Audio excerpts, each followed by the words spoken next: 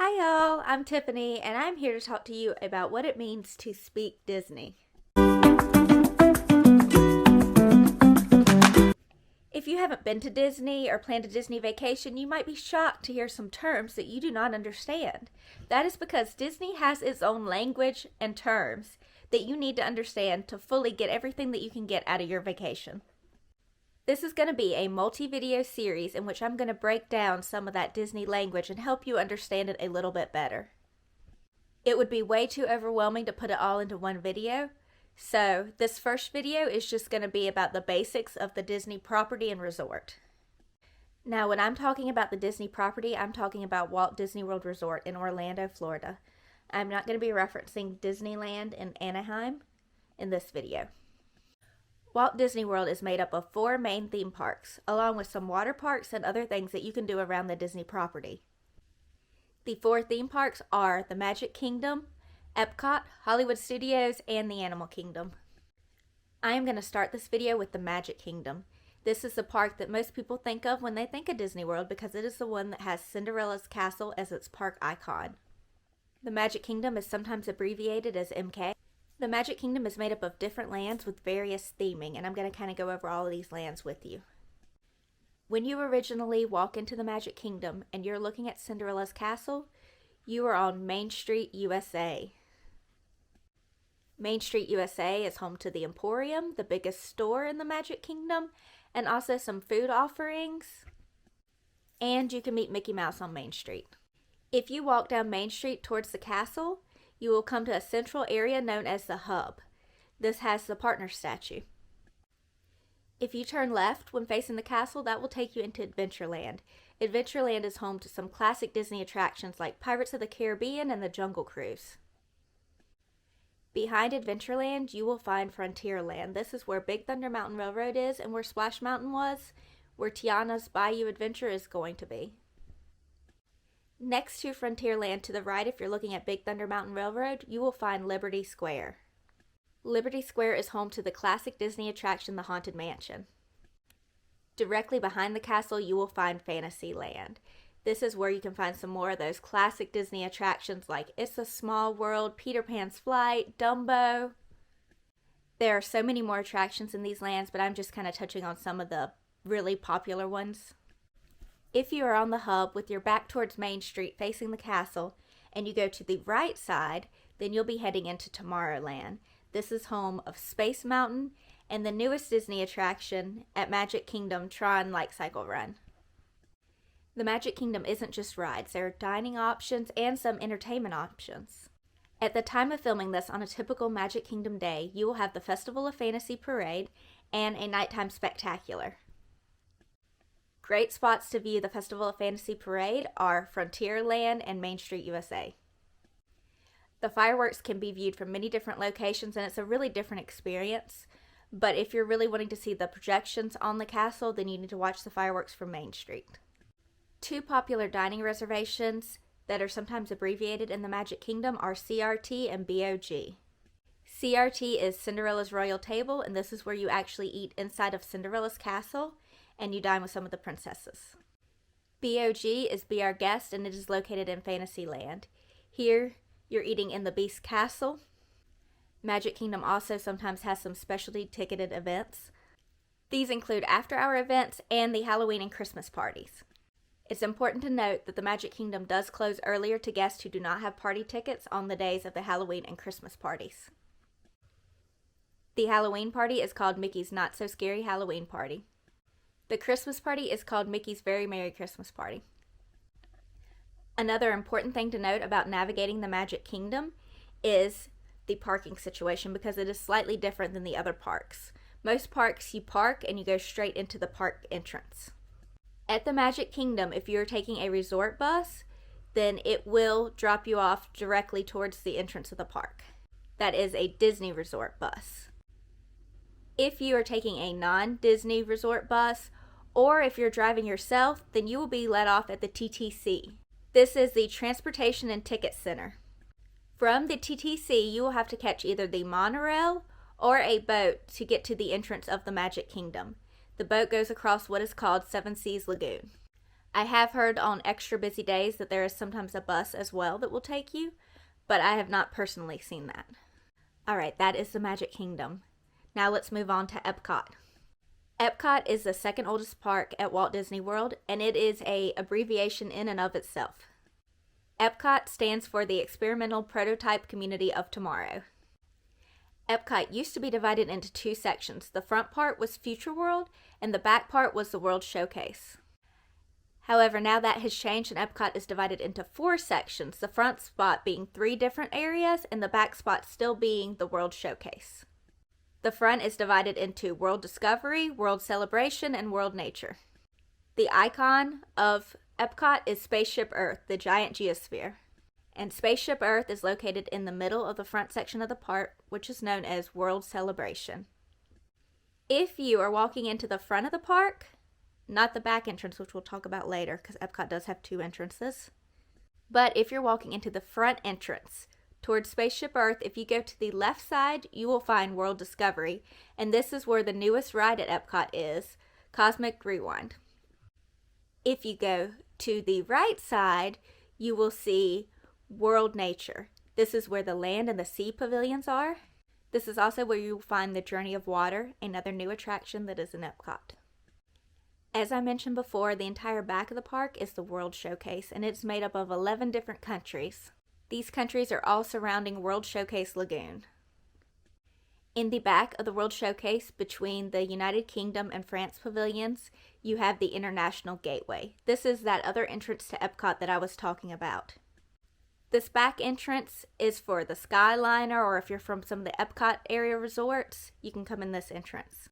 It is very handy if you're attempting to rope drop Remy's Ratatouille Adventure. Epcot does these beautiful projections on Spaceship Earth, but there is also a fireworks show called Luminous. The fireworks show takes place on World Showcase Lagoon.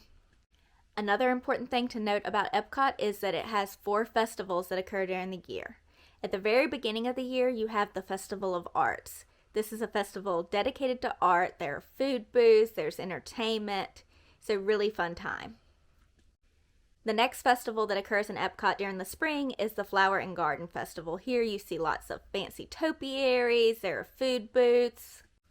The next festival that Epcot has is the Food and Wine Festival. This one centers around a lot of food, wine, different booths around the World Showcase that you can go to. There's entertainment like the Eat to the Beat concert series. The last festival that takes place is the International Festival of Holidays. This one is a lot of fun. You go around the World Showcase, you learn about how different countries celebrate the holidays. There is the Candlelight Processional, which is really beautiful. Now, these festivals pretty much run year-round at Epcot with a few weeks in between just to prepare for the next festival, so make sure you're seeing what is offered at Epcot while you are there. Alright, now let's talk about Disney's Hollywood Studios. Hollywood Studios can be abbreviated 2 different ways, DHS or HS. The DHS stands for Disney's Hollywood Studios. You may remember as a child going to a park called MGM. Well, this is Hollywood Studios. It is no longer called MGM, though. When you enter Hollywood Studios, you're entering on Hollywood Boulevard. This is the road that goes straight back to Mickey and Minnie's Runaway Railroad. If you turn to the right, you're going to be going down Sunset Boulevard. This is the road where you will see the Tower of Terror at the end of the road. Speaking of the Tower of Terror, it's what I consider the icon of Hollywood Studios. Some people consider it the Chinese Theater. People used to consider it the Eiffel Tower when that was there. That's no longer there. But I like to think of the Hollywood Tower Hotel as the icon for Hollywood Studios. Also on Hollywood Boulevard, you will find the Rock and Roller Coaster and the nighttime show, Fantasmic. We will talk more about Fantasmic here in a minute. If you turn to the left off of Hollywood Boulevard instead of right and you see the big lake area, that is called Echo Lake. It has some dining surrounding it, some shows. Other areas in Hollywood Studios include Animation Courtyard, Galaxy's Edge, Toy Story Land, and Grand Avenue and Commissary Lane. Commissary Lane is where ABC Commissary is, and you can stop and get some food. The Animation Courtyard has the Star Wars Launch Bay where you can meet some of the Star Wars characters. You can also meet some Disney Junior characters in the front of that area. Go to the Disney Junior Dance Party, and the Walt Disney Presents attraction is here. Toy Story Land is where you shrink down to the size of a toy and go into Woody's backyard. This is where the very popular Slinky Dog Dash is.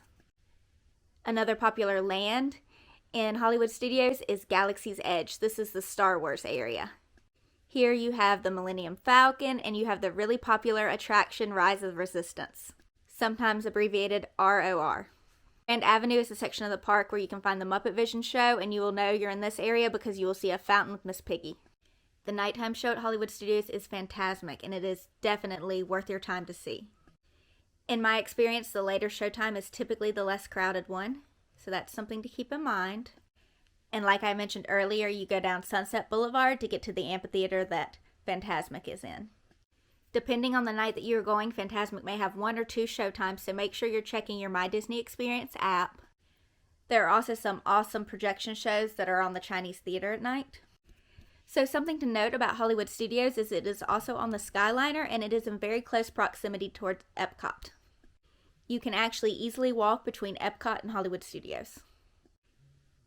There is also a boat in between the two. I didn't mention this during the Epcot section, but Epcot has after-hours events, as does Hollywood Studios. Another event that was new to Hollywood Studios for this year was Jollywood Nights. This was a specially ticketed Christmas event that they had at Hollywood Studios. The last of the 4 main parks I'm going to talk about is the Animal Kingdom. This one is abbreviated AK or DAK. The Animal Kingdom opened the most recently of all of the 4 parks that we have talked about. It is divided up into sections. So the first section that you get to when you go into the Animal Kingdom is the Oasis. Unlike the other parks, when you get to the Animal Kingdom, you will not immediately see the park icon. The park icon of the Animal Kingdom is the Tree of Life. So you will walk through the Oasis when you get to the Animal Kingdom. Make sure you take your time so that you see some of the animals that are in the Oasis. After you get through the Oasis, you will see the Tree of Life. This is the Animal Kingdom park icon, like I already mentioned. The area around the Tree of Life is called Discovery Island. At the time of me filming this, the other areas in the Animal Kingdom include Dino Land, Rafiki's Planet Watch, Africa, Asia, and Pandora. I say at time of filming because Dino Land is going to be rethemed. Pandora is the world of Avatar, and this is the area where Flight of Passage is. Flight of Passage right now is one of the most popular attractions in the Animal Kingdom. In the Africa Pavilion, you will find Kilimanjaro Safari. This is a ride-through safari ride where you see live animals. Also in the African Pavilion, you will find the Festival of the Lion King show. The Asian Pavilion, you will know you're there because of Expedition Everest, this giant mountain roller coaster. Rafiki's Planet Watch is the area that gets missed by a lot of people. You have to take a train to get here. At Rafiki's Planet Watch, you can go to the petting zoo, you can learn to draw some classic Disney characters. It is something that you should definitely not miss. Dino Land USA is the dino-themed area of the Animal Kingdom. Like I mentioned, it is going to be getting rethemed to more of a South American area, but right now it is still Dino Land USA. The Animal Kingdom has lots of different entertainment that you can see, and they have some roaming characters that are really fun to meet.